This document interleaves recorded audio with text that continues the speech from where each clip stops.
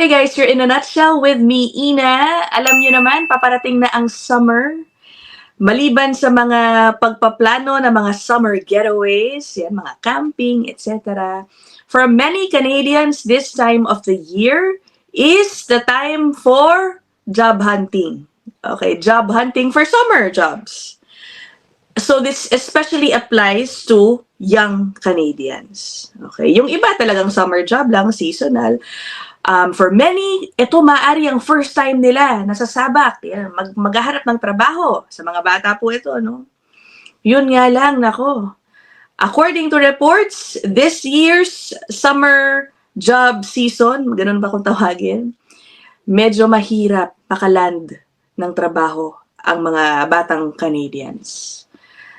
It turns out, napakataas ng bilang ng dinami ng mga applicants for summer jobs. Ang problema, ang bilang ng mga vacancies ay hardly changed, if not nabawasan pa yata. So you can imagine how competitive it is for young Canadians. Again, I'm not talking about newcomers here, new immigrants. Mga taga dito pinanganak, marami sa kanila, no? Nahihirapan din. Okay? So anyway, sige, puntahan muna natin itong unang report. Yeah, this is from CBC News. Federal summer job site set for 50% jump in users. Ayan, as postings, yan po yung job vacancies, stay steady.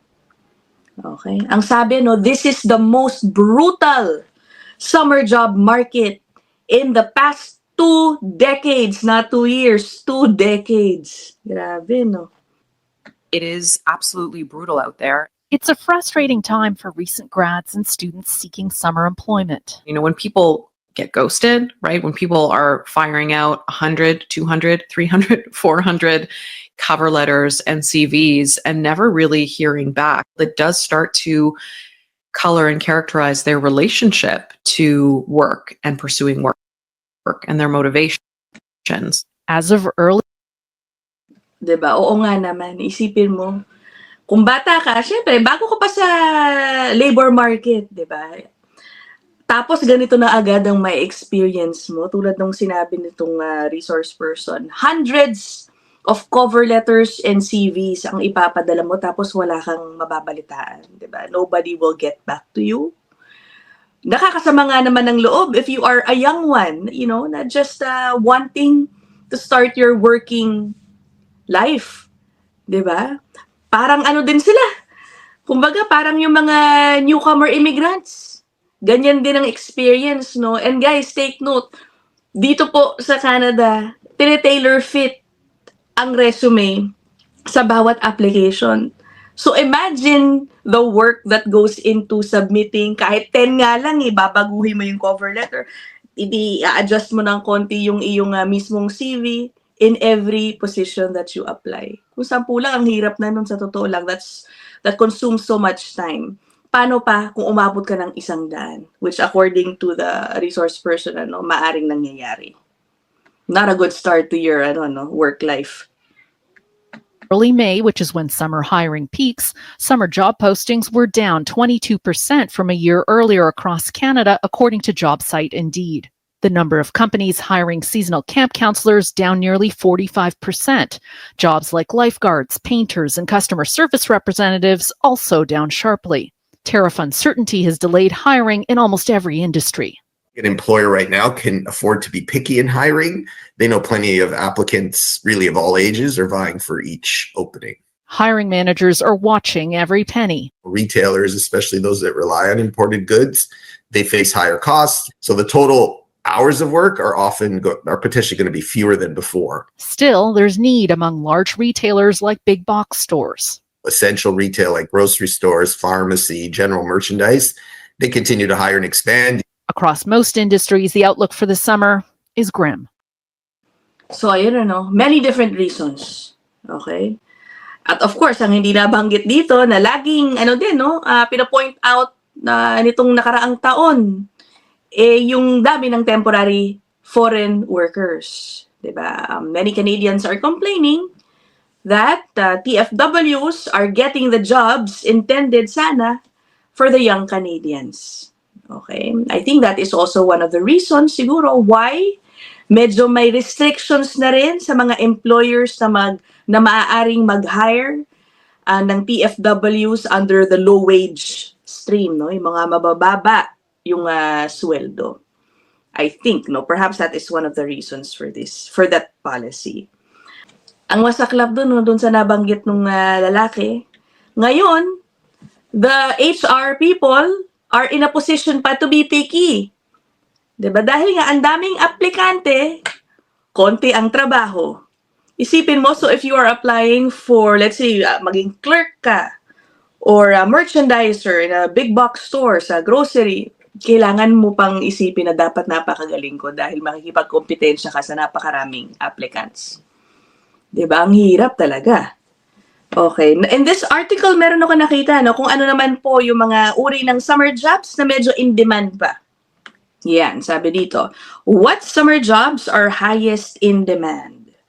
The ministry says the summer job occupation with the highest number.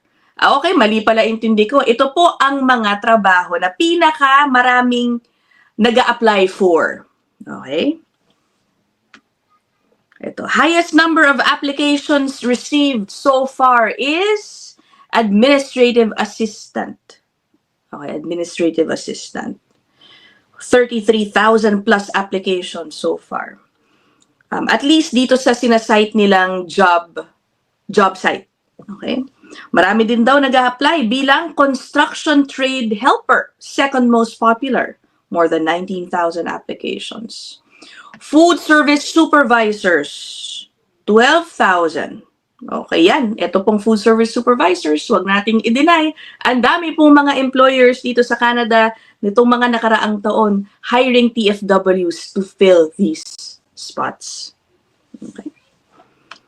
I think, ang ilan po nating kababayan, unfortunately, na mga siguro ito po yung posisyon, maaring hindi po sila ma-renew dahil nga sa recent restrictions sa low-wage jobs, no? Okay. So hopefully that will also help open up the labor force to young Canadians na namomroblema according to these reports. Okay. Ang isa pang maraming nag-a-apply for is home support workers, nearly 11,000. Okay.